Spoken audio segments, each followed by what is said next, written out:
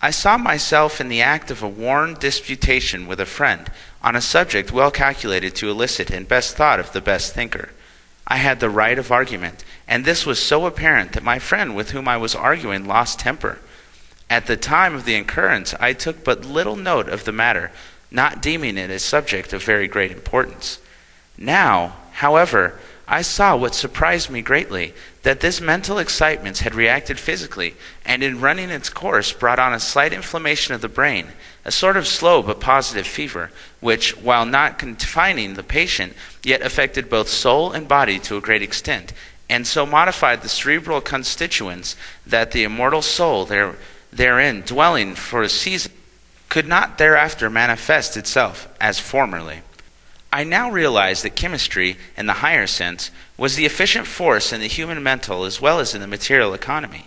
That changes the physical cells of the brain could be made by intellectual excitations, and that these, in a great measure, affect the mental and physical operations, even to the extent of complete bouleversement. In consequence of the change effected in the individual alluded to, projects of various kinds previously determined on had to be given up, for which reason the entire current of life was turned completely. Nor is it for me to say whether greater good or ill will be in the ultimate or final result, for the reason that yet I can neither see the origin nor the end. These are only known by the infinite one above us and beyond. Suffice it, therefore, to observe that had I known what weight inhered in words, whether lightly, harshly, or kindly spoken, especially to the sensitive and susceptible natures of many of earth's pilgrims, never would I have uttered a syllable without well weighing the possible consequences thereof. Especially would I have kept back all which bore the slightest resemblance to heat or anger. Oh, what a wonderful thing this is, the human soul! Until now, it was not clear to me that, by virtue of both a static and dynamic law of the universe, human happiness is derivative and ever depends upon the amount of kind bestowed upon or imparted to another. The law is dual, that is, it works both ways.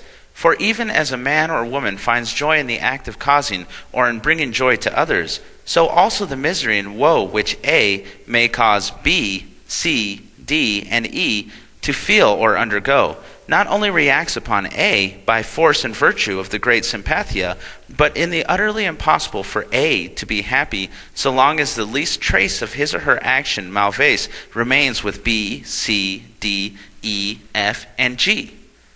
Nor is this all, for if these last persons act badly towards H, I, J, and K, said actions being the legitimate result of A's originally upon B, C, D, E, F, and G, then A cannot escape the consequences, no matter how distant or in whatever corner of God's universe he may be, or in whatever crevice of the great creation he may seek to hide. A wave or ray of agony from B, C, and the rest of the alphabet will finally reach him. A, lashed from the great whip of consciousness or remorse, will fall on him, when the rocks and mountains, though heart implored, refuse to. Until the law of compensation is satisfied, he shall never fail to hear, pealing into his soul from the lacerated hearts of others, the terrific sentence, "Thou art the man, thou hast done it, pay what thou owest." If the reflection shall prove to have been good instead of evil, then the words which shall be heard will be, "Even as thou hast done it unto the least of these, my servants, thou hast done it unto me. Well done, thou good and faithful servant. Enter thou into the joy of thy Lord. Take up thine abode in the mansions of bliss, prepared from the fountains of the world." The coin of heaven is ever stamped with the seal of a person's deeds, be they good or evil. The sole law is well illustrated by an incident which occurred to me, the writer hereof, Paschal Beverly Randolph. Many years ago, when a mere lad of 10 or a dozen years, I lived in the metropolis of America, where also I was born. One day several lads of us were playing at ball in a street called Chapel, but since known as West Broadway. In throwing the toy at one of my playmates, it missed him and crashed through the window of a shoemender's shop, the proprietor of which became greatly enraged, and in a paroxysm of fury not only cursed and swore most dreadfully at us, but also seized the offending ball and threw it into the burning grate. We, poor mourners, in the meanwhile looking down into the fiery grave of all our sport.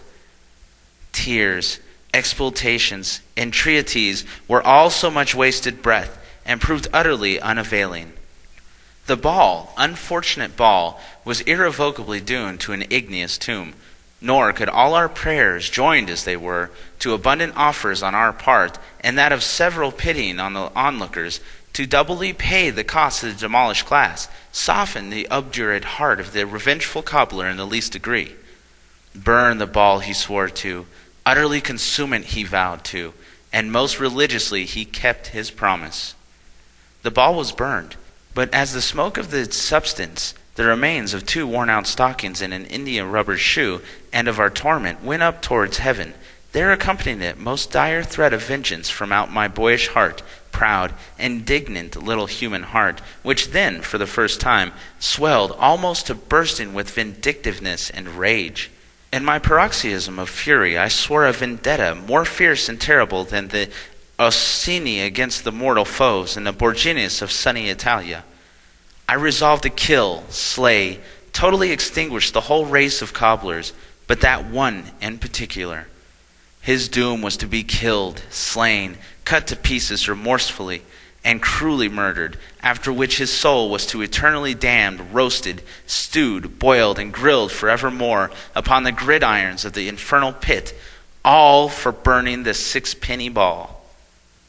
For 10 long days and nights I pondered on the subject and sought to contrive means whereby to carry out my philanthropic design.